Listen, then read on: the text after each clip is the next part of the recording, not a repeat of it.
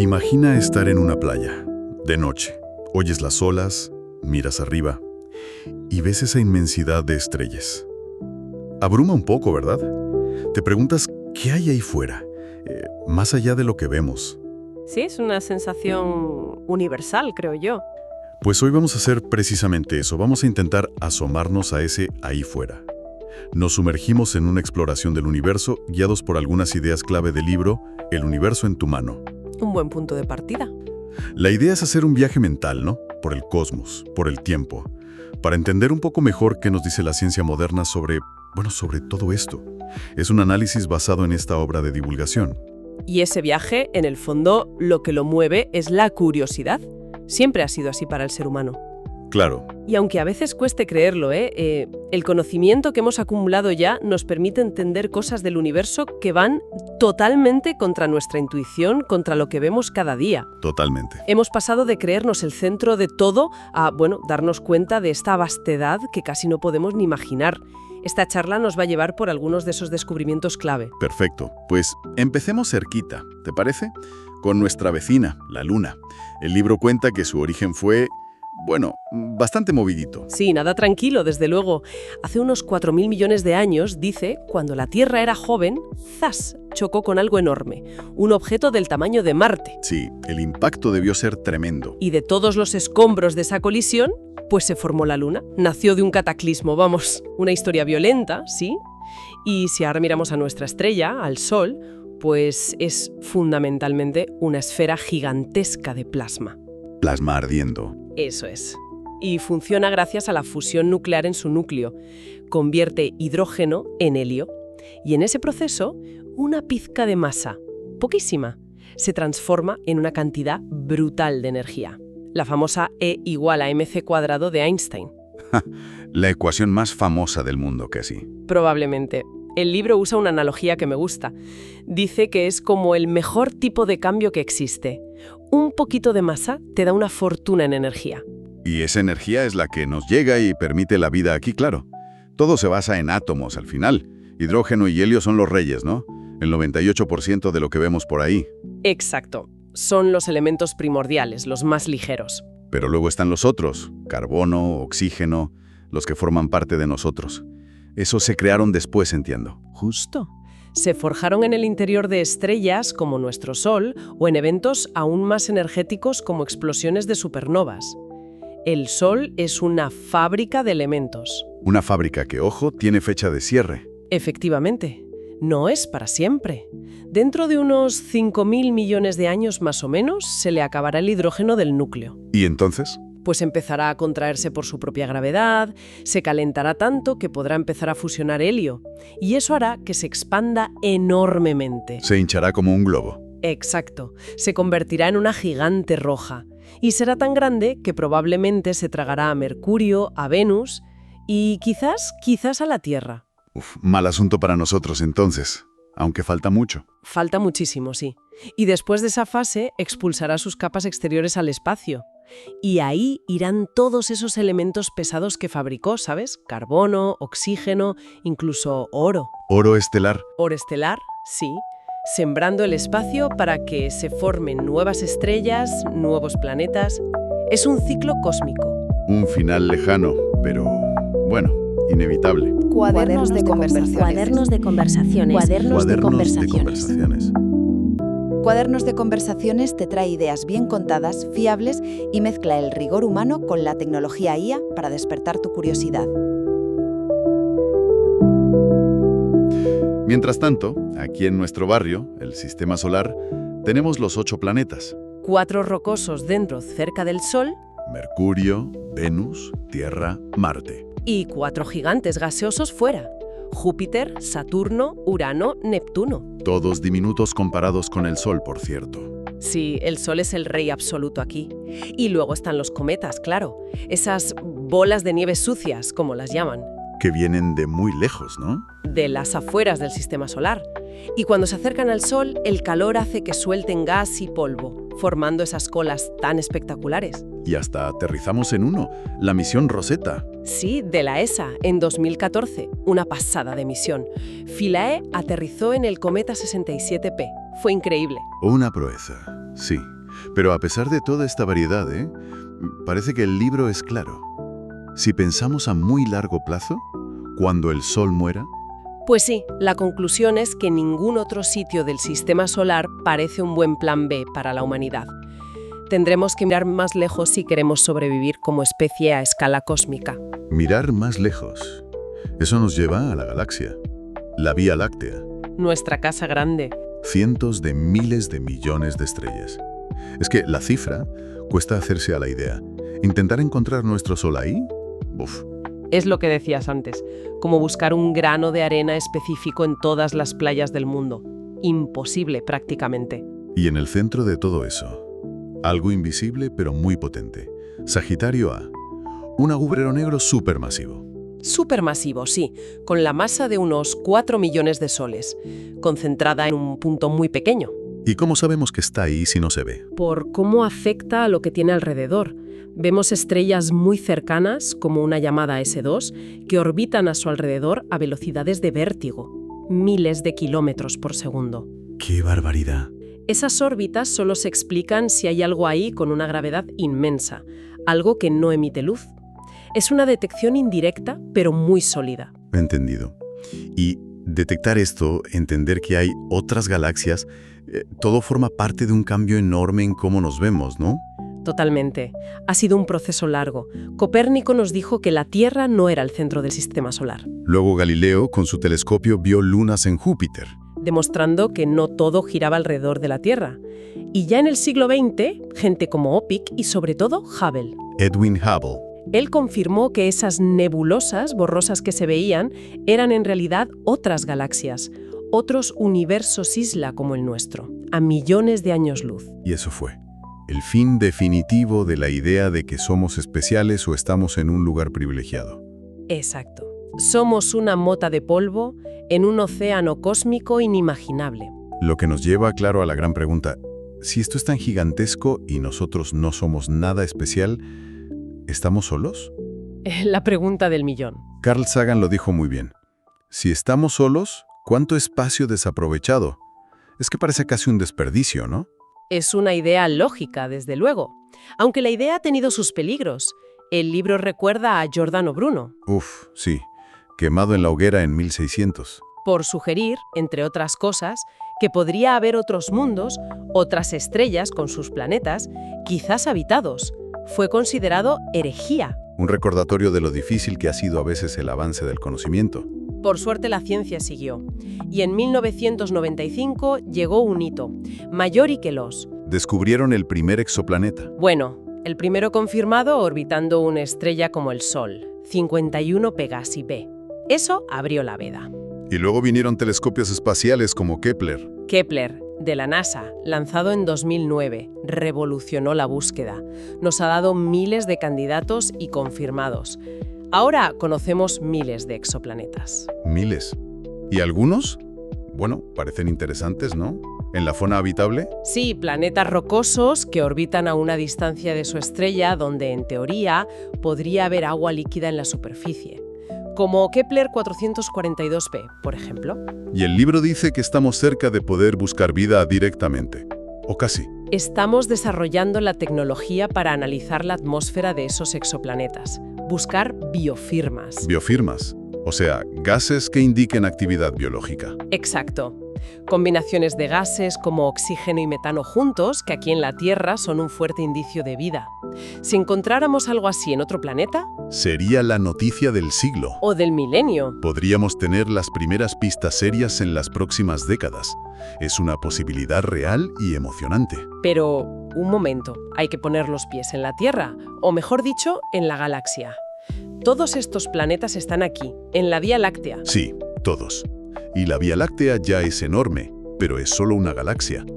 Andrómeda, la más cercana grande, está a 2,5 millones de años luz. Millones de años luz. Podría estar llena de vida, pero la distancia es un muro insalvable para la comunicación. Mandar un hola y esperar respuesta tardaría 5 millones de años. Imposible tener una conversación, vamos. Imposible. La búsqueda de vida se centra por ahora en nuestro vecindario galáctico. Vale, entendido. Ya nos hemos situado un poco en el espacio. Pero, ¿Qué reglas sigue todo esto? ¿Cómo funciona el universo? ¿El libro entra ahora en las leyes fundamentales? Claro, ese es el objetivo de la física teórica. Encontrar esas leyes que parecen regir todo, desde lo más pequeño a lo más grande. Y para eso se parte de una idea clave, el principio cosmológico. ¿Qué dice ese principio?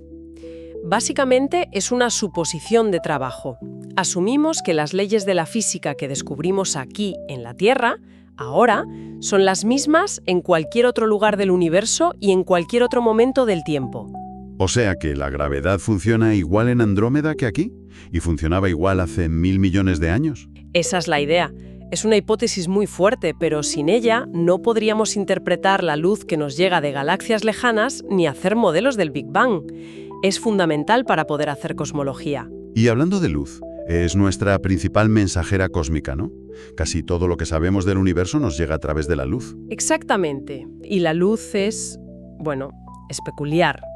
La física cuántica nos dice que es a la vez una onda y una partícula. El fotón. El fotón, sí. Como onda, tiene propiedades como la longitud de onda, que es la distancia entre crestas. Nuestros ojos y cerebro interpretan distintas longitudes de onda de la luz visible como colores. Pero solo vemos una ventanita muy pequeña de todo el espectro. Muy pequeña. Existe todo un abanico de luz invisible para nosotros. Ondas de radio, longitudes de onda muy largas, microondas, infrarrojo, y luego, hacia energías más altas, ultravioleta, rayos X, rayos gamma, longitudes de onda muy cortas. Todas son formas de radiación electromagnética. Y lo crucial, como decías antes, es que viaja a una velocidad límite, finita. Casi 300.000 kilómetros por segundo en el vacío. Es rapidísima, pero no instantánea. Y eso tiene una consecuencia enorme para la astronomía. Que mirar lejos es mirar al pasado. Exacto. La luz de una estrella que está a 10 años luz tarda 10 años en llegar. La vemos como era hace 10 años. La luz de una galaxia a 1000 millones de años luz nos muestra cómo era esa galaxia hace 1000 millones de años. Es como una máquina del tiempo. Justo.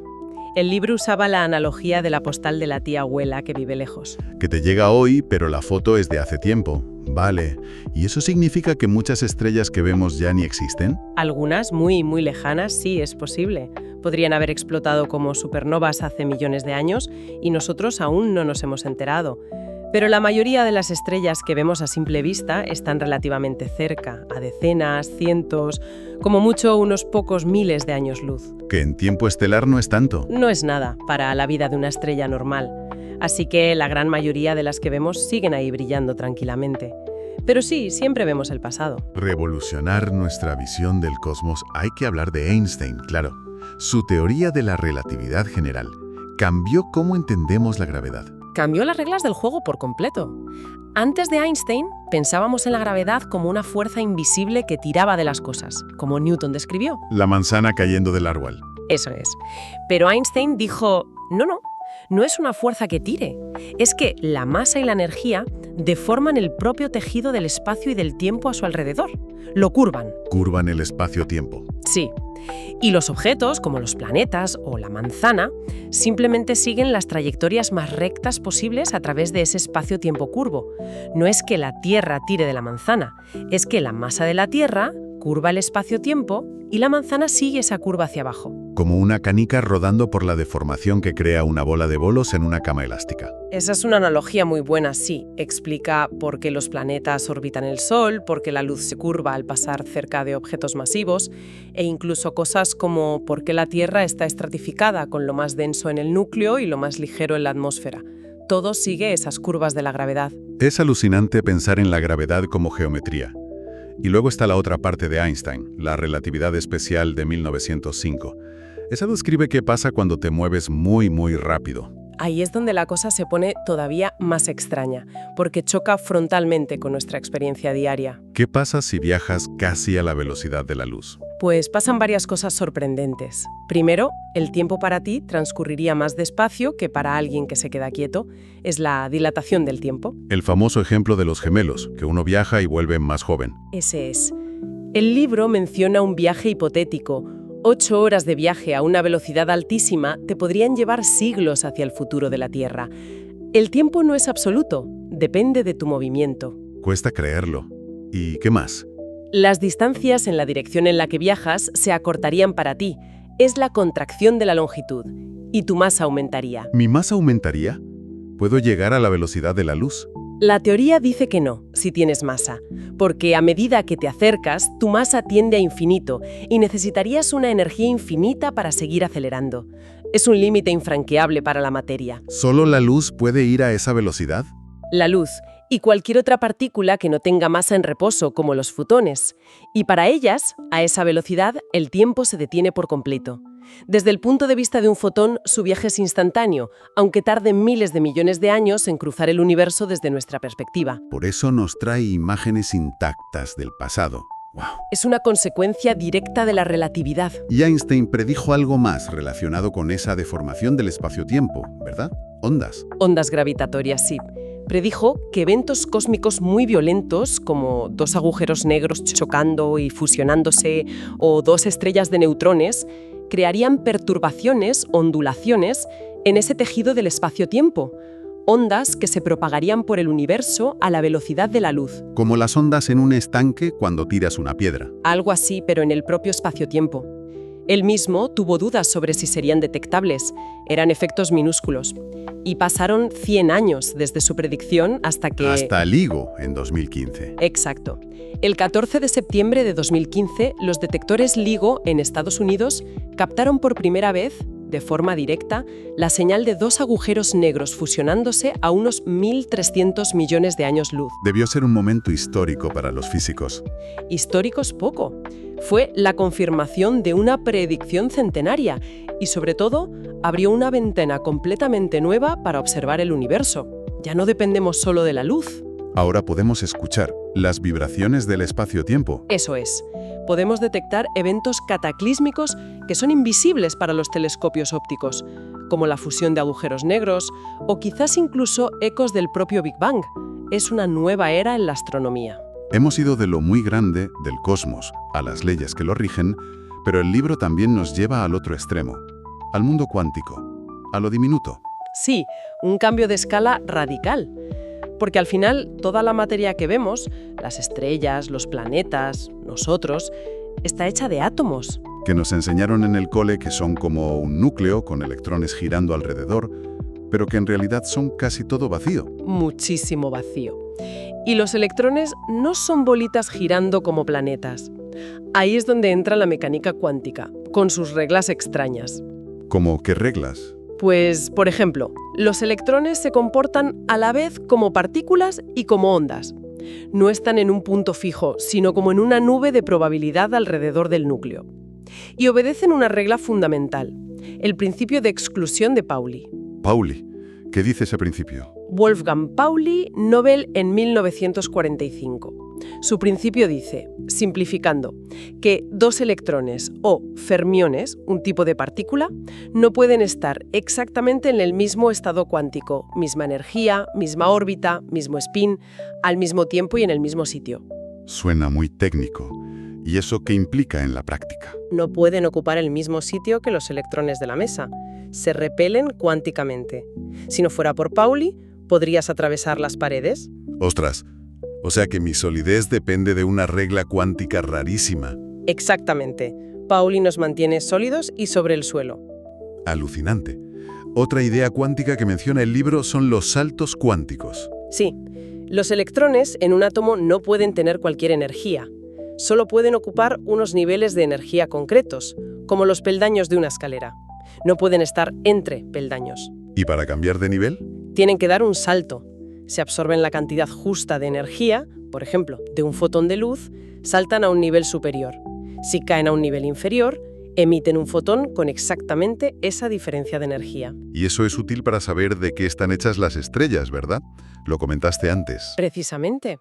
Cada elemento químico, hidrógeno, helio, carbono, tiene su propia escalera de niveles energéticos única. Sus electrones solo pueden absorber o emitir fotones de unas energías, colores, muy específicas. Como un código de barras. Exacto. Analizando la luz que nos llega de una estrella lejana, vemos qué colores faltan, porque los han absorbido los átomos de la estrella, o qué colores específicos emite. Y ese espectro, ese código de barras de luz, nos dice qué elementos químicos hay allí. a miles o millones de años luz. Es la espectroscopía, una herramienta potentísima. Vale. Átomos, electrones, saltos cuánticos y la radioactividad. El libro la relaciona con otra fuerza, la fuerza débil. Sí, la fuerza nuclear débil es una de las 4 fuerzas fundamentales de la naturaleza, junto con la gravedad, el electromagnetismo y la fuerza nuclear fuerte, que mantiene unido el núcleo atómico. La fuerza débil es, más sutil, pero crucial. ¿Qué hace? Es la responsable de ciertos tipos de desintegración nuclear. Por ejemplo, permite que un neutrón dentro de un núcleo se transforme en un protón, emitiendo un electrón y una partícula fantasma llamada neutrino. Este proceso es clave en la radiactividad beta. La radioactividad, que tiene mala fama, Marie Curie y todo eso. Tiene mala fama porque en altas dosis es peligrosa, daña las células, claro. Marie Curie hizo descubrimientos fundamentales, pero pagó un precio por la exposición. Sin embargo, el libro subraya la otra cara. La radiactividad natural es esencial para nosotros. ¿Esencial? ¿Cómo? La desintegración de elementos radioactivos, como uranio, torio, potasio, en el interior de la Tierra es una fuente de calor constante y muy importante. Mantiene el núcleo terrestre fundido, lo que genera el campo magnético que nos protege, impulsa la tectónica de placas, el vulcanismo. Sin ese calor radiactivo interno, la Tierra sería un planeta frío, geológicamente muerto y probablemente inhabitable. Vaya, no lo había pensado así. La radioactividad nos da calorcito planetario. Exacto. Tiene su lado oscuro, pero también es fundamental para tener un planeta vivo. Entendido. Parece que el universo es un juego de equilibrios muy delicado. Vamos ahora a los grandes misterios que quedan por resolver. El libro dedica bastante espacio a la materia oscura. Es que es uno de los mayores rompecabezas de la cosmología actual. Y no es algo nuevo, ¿eh? Ya en los años 30 del siglo XX, algunos astrónomos empezaron a sospechar. Fritz Zwicky, estudiando cúmulos de galaxias, vio que las galaxias se movían demasiado rápido. La gravedad de toda la materia visible, estrellas, gas, no era suficiente para mantener el cúmulo unido. Debía haber más materia invisible. ¿Y Jan Oort con la Vía Láctea? También observó que las estrellas en los bordes de nuestra galaxia gilaban mucho más rápido de lo esperado según la masa visible. De nuevo, faltaba gravedad, faltaba masa. ¿Y la conclusión cuál fue? Que tiene que existir un tipo de materia que no vemos, que no interactúa con la luz de ninguna forma, ni la emite, ni la absorbe, ni la refleja, pero que sí tiene masa y por tanto ejerce gravedad. La llamamos materia oscura. Oscura porque no la vemos. Exacto. Y los cálculos actuales indican que hay muchísima. Aproximadamente el 85% de toda la materia del universo sería materia oscura. 5 veces más que la materia normal, la que forma a estrellas, planetas y a nosotros. El 85%. Es increíble. ¿Y sabemos qué es? Pues no. Esa es la cuestión. Hay muchas hipótesis. Partículas exóticas desconocidas, quizás agujeros negros primordiales, pero ninguna confirmada. Es uno de los grandes misterios. ¿De qué está hecho el 85% de la materia del universo? Si la materia oscura ya es un misterio enorme, ¿qué me dices de la energía oscura? Porque eso es aún más raro, ¿no? Correcto. Si la materia oscura es extraña, la energía oscura es directamente desconcertante. Y su descubrimiento fue más reciente, a finales de los años 90. ¿Cómo se descubrió? Estudiando supernovas de un tipo muy específico, llamadas tipo Ia. Son explosiones de estrellas enanas blancas que siempre tienen más o menos el mismo brillo intrínseco. Sirven como candelas estándar. Como bombillas de referencia para medir distancias en el universo. Justo. 2 equipos de astrónomos, uno liderado por Perlmutter y otro por Smith y Rees, estaban usando estas supernovas lejanas para medir cómo se estaba frenando la expansión del universo debido a la gravedad. Esperaban encontrar que se frenaba. Claro, la gravedad tira. Exacto. Pero lo que encontraron fue todo lo contrario. Las supernovas lejanas estaban más lejos y más débiles de lo esperado. La única explicación era que la expansión del universo no se estaba frenando. Se estaba acelerando. ¿Acelerando? Pero, ¿cómo? ¿Qué la impulsa? Nadie lo sabe. Esa es la energía oscura. Se postula que hay algún tipo de energía inherente al propio vacío del espacio que actúa como una fuerza repulsiva, una especie de antigravedad a escalas cósmicas, y que está haciendo que el universo se expanda cada vez más rápido. ¿Una energía del vacío? Podría ser, quizás relacionada con la constante cosmológica que Einstein introdujo y luego quitó de sus ecuaciones. Pero lo más impactante es su cantidad. ¿Cuánta hay? Los cálculos indican que esta energía oscura constituye alrededor del 70% de todo el contenido de energía del universo.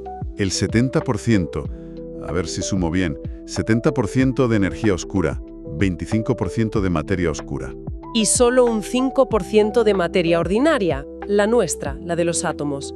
O sea que el 95% del universo está hecho de cosas que no tenemos ni idea de lo que son. Básicamente sí. Es una perspectiva que te deja, bueno, bastante humilde. Conocemos solo la punta del iceberg cósmico. Da vértigo, sí. Otro objeto que siempre fascina y asusta son los agujeros negros. Stephen Hawking hizo aportaciones clave ahí. Sí, Hawking revolucionó nuestra comprensión de los agujeros negros en los años 70. Antes se pensaba que eran objetos de los que nada podía escapar, ni siquiera la luz, totalmente negros. El punto de no retorno. El horizonte de sucesos, pero Hawking, aplicando la mecánica cuántica, cerca de ese horizonte, demostró algo increíble. Los agujeros negros no son completamente negros. Emiten una radiación muy débil, ahora llamada radiación de Hawking. Radiación que sale del agujero negro. ¿Cómo? Es un efecto cuántico sutil relacionado con la creación y aniquilación de pares de partículas virtuales cerca del horizonte. Una partícula del par cae dentro y la otra escapa, llevándose algo de energía, masa, del agujero.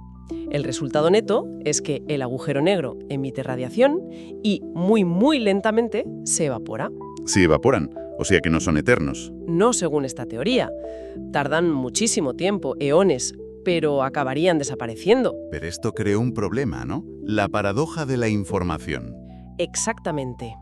Porque la radiación de Hawking parece ser puramente térmica, aleatoria. No parece contener ninguna información sobre lo que cayó dentro del agujero negro. Libros, naves espaciales, astronautas. ¿Y cuál es el problema? Que uno de los pilares de la mecánica cuántica es que la información nunca se destruye, solo se transforma. Si el agujero negro se evapora y la información se pierde, tenemos un conflicto fundamental entre la relatividad general y la mecánica cuántica. O sea, ¿dónde va a parar la información? Es un debate enorme que sigue abierto. ¿Se pierde realmente? ¿Queda codificada de alguna forma sutil en la radiación? ¿Se almacena en algún remanente? ¿Toca las bases de nuestras teorías más profundas sobre la realidad? Está claro que aún quedan preguntas enormes. Llegamos ya casi al final, a las fronteras del conocimiento. El origen mismo del universo y su destino. ¿Sabemos del Big Bang? Sí, el modelo estándar nos dice que el universo comenzó hace unos 13.800 millones de años en un estado inimaginablemente caliente y denso. Y desde entonces se ha estado expandiendo y enfriando, formando estructuras, galaxias, estrellas. Podemos reconstruir esa historia bastante bien, ¿no? Sí, hasta cierto punto. La cosmología moderna ha hecho avances espectaculares. Pero hay un límite, un muro. El muro de Planck. Suena imponente. Lo es. Se refiere a un instante de tiempo increíblemente pequeño después del Big Bang, como 10 elevado a menos 43 segundos, y a una escala de tamaño también minúscula. En esas condiciones extremas de densidad y energía, nuestras dos grandes teorías. Relatividad general y mecánica cuántica. Ganar juntas. Dan resultados sin sentido. Necesitamos una teoría que las unifique, una teoría de la gravedad cuántica, para poder describir qué pasó realmente en ese primerísimo instante, en el origen mismo del espacio y el tiempo. Y aún no la tenemos. Aún no. Hay candidatas, ideas. El libro menciona algunas. ¿Como la propuesta de Hartle-Hawking? Sí, una idea de Stephen Hawking y James Hartle que intenta aplicar la mecánica cuántica al universo entero. Sugiere que si sumamos sobre todas las posibles historias del universo en un tiempo imaginario, quizá el universo no necesita un punto de inicio singular, un borde. Podría surgir de la nada cuántica de forma autocontenida. Suena muy abstracto. Y luego está la teoría de cuerdas. La teoría de cuerdas es otra gran candidata a teoría unificada. Postula que las partículas fundamentales, electrones, quarks, no son puntos, sino vibraciones de cuerdas minúsculas, como las de un violín cósmico. Cuerdas vibrando. Sí, y diferentes vibraciones corresponderían a diferentes partículas. Para que funcione matemáticamente, necesita dimensiones espaciales adicionales, aparte de las 3 que conocemos, quizás 6 o 7 más, pero muy pequeñas, enrolladas. Dimensiones extra. Esto ya es ciencia ficción casi. Bueno, es física teórica muy avanzada y especulativa. Uno de los problemas, o características según se mire, es que parece predecir un número gigantesco de posibles universos con leyes físicas ligeramente distintas, como 10 elevado a 500 posibilidades, el llamado paisaje de cuerdas. 10 elevado a 500. Es un número inimaginable. ¿Y eso qué significa? Pues lleva ideas como el principio antrópico. Quizás nuestro universo, con sus leyes concretas que permiten la vida, es solo uno de esos muchísimos universos posibles. Y simplemente estamos aquí para observarlo porque, bueno, si las leyes fueran distintas, no existiríamos. O sea que no hay una razón profunda para que las leyes sean así. ¿Simplemente tuvimos suerte en la lotería cósmica? Es una posibilidad que plantea la teoría, sí. Pero hay que insistir, todo esto es muy especulativo. Aún no hay pruebas experimentales de cuerdas ni de dimensiones extra. Son fronteras teóricas fascinantes, eso sí. Pues sí que ha sido un viaje. Empezamos en una playa mirando las estrellas y hemos acabado hablando de dimensiones extra y universos múltiples. Es que el universo es así de sorprendente. Queda claro que la realidad, cuando la miras con los ojos de la ciencia, es mucho más extraña y maravillosa de lo que nuestra intuición nos dice. Totalmente de acuerdo. Y creo que ese es uno de los mensajes centrales del libro, ¿no? Que gracias a la ciencia, a esa curiosidad humana de la que hablábamos al principio, a la observación, a la teoría, podemos llegar a comprender cosas asombrosas. Tenemos el universo, en cierto modo, en nuestra mano. La capacidad de entenderlo, al menos en parte. Exacto. Y es un proceso que no para. Los misterios que hemos comentado, como la materia oscura o la energía oscura, no son fracasos de la ciencia. Al contrario, son la prueba de que aún nos queda muchísimo por descubrir. Son el motor que impulsa la investigación, que nos empuja a buscar nuevas ideas, nuevos experimentos. ¿Cómo pasó con las ondas gravitatorias que abrieron una nueva forma de explorar? Precisamente, cada misterio resuelto o cada nueva herramienta nos abre puertas a territorios desconocidos. Es un camino continuo de descubrimiento. Y para terminar, volviendo a esas ideas del final sobre los múltiples universos posibles o el principio antrópico, nos deja una pregunta para reflexionar, ¿no? Sí, una pregunta profunda. Si nuestro universo, con estas leyes que permiten que estemos aquí tú y yo hablando de ello, es solo una posibilidad entre quizás infinitas otras, ¿qué significa eso realmente? ¿Somos solo un golpe de suerte cósmico en un paisaje inmenso de posibilidades? O quizás hay algo más profundo en el hecho de que el universo sea, precisamente, observable por nosotros. Sí. ¿Qué otras realidades inimaginables con otras leyes podrían existir ahí fuera más allá de lo que podemos concebir ahora mismo?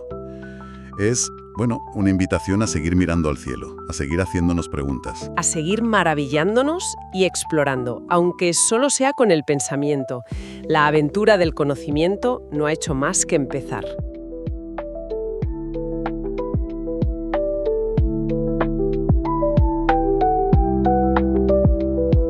Cuadernos de conversaciones.